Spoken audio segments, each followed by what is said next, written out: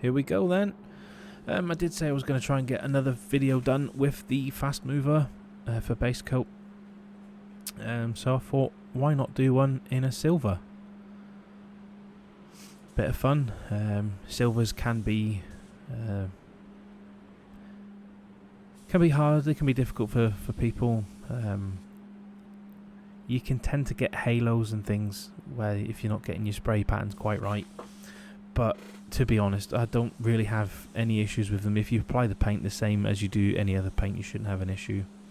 But the focus here is on the fast mover gun, and you'll see it's got a massive fan there. And I'm going to use it for all stages here. I'm going to use it for the wet on wet, which is going on now, which is nice because it's a 1.3 this gun, which is ideal for wet on wet. It's not perfect. I think a lot of companies recommend a 1.4, but 0.1 of a mil is not going to make a huge difference. So same thing again, nice big pattern. I wonder if the footage corrupted. I don't know if you saw my last video. There was some corrupt footage in there, which is not ideal. One of these things. I'm a painter. I'm not really a video guy. I'm trying to get into this a little bit more, but sometimes your files will corrupt if you don't reformat your SD card every now and again.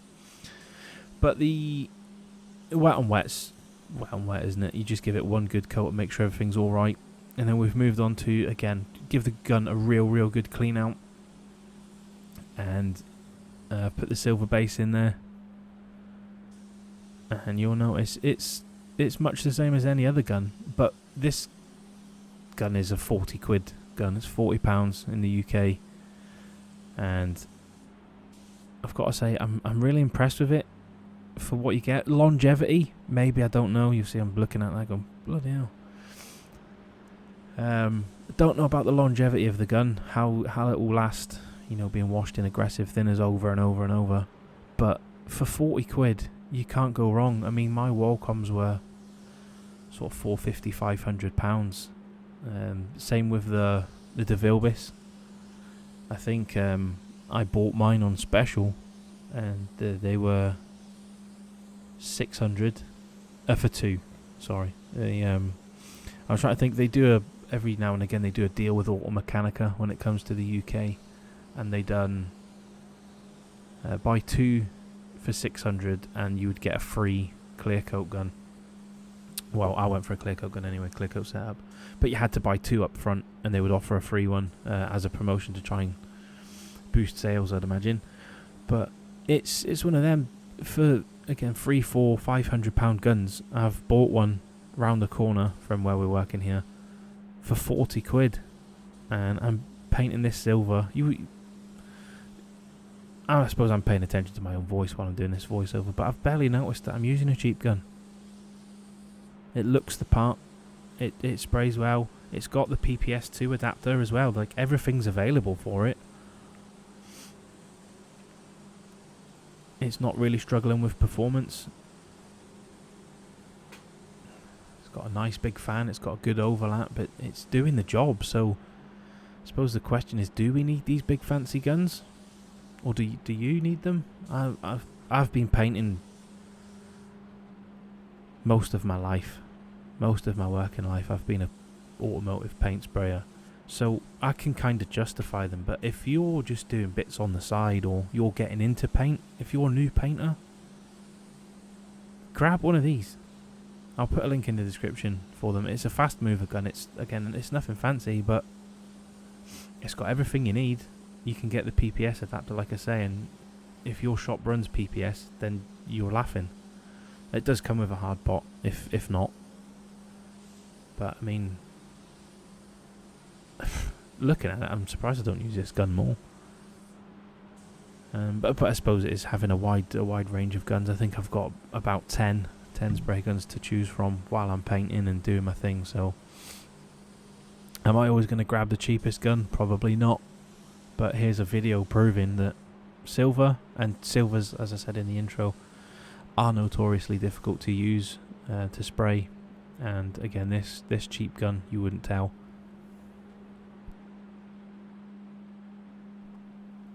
There you go, clear coat in the gun now. And like I was saying, The thing for me is this car went out the door and it went by the same inspectors and people that QC the car, build it up, put it together.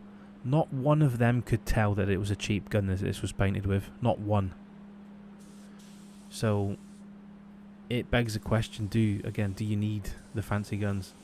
I mean, it would be different if they could turn around and say, oh, there's a visual difference between that gun and your expensive guns, you know. Oh, I can see you didn't use your expensive gun this time, or, you know, if there was an issue polishing it or something like that. But there really wasn't. It done the job. It worked really, really well, and I was happy. Happy boy. Again, not sure. Like, it's such a long time ago when I filmed these that I can't remember why I didn't film the bumper, but I suppose it saves us a little bit of time. Clear coat's clear coat. As long as you're doing your two good coats. My first one's probably 75% coat, not a full wet coat, but a closed coat. And then the second coat, you'll notice I'm ever so slightly slower across the job. Just having a look over it. Is it a bit more orange peely? Yes. But is it awful? No. Again, I don't think we spent much time polishing it. It wasn't a bad job. But I do think that's probably where your more expensive guns do come into play, is the atomization and things like this. When I'm clear coating, I always use a 1.2. Although, to be fair, I have just got the SATA X5500 1.3 CCI. It's quite a mouthful. But yeah, typically we're using 1.2s nowadays for the clear coats, and they seem to atomize really well. You get such a fine spray, and it's not that this doesn't have a fine overspray pattern, but the product seems to lie down a little bit flatter, which means you're not trying as hard to get a nice finish. Whereas this gun is a 1.3, so the droplets are a little bit larger, so it is a bit chunkier.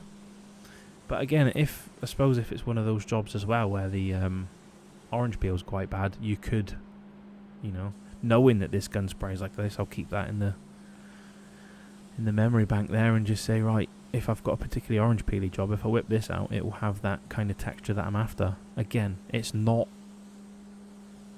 no one's failing the car, no one's saying, oh, this is horrible or whatever, it went straight out the door, but it just has that little bit more orange peel than I'm used to.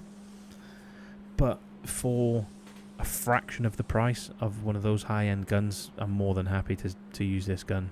And I suppose give it a week, 2 weeks, and get it really dialed in, there probably won't be any of that.